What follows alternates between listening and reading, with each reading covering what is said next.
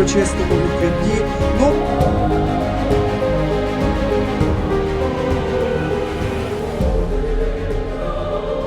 Створення таких підрозділів в громадах – це перше швидке реагування, це своєчасне надання допомоги населенню, захист майна і довкілля.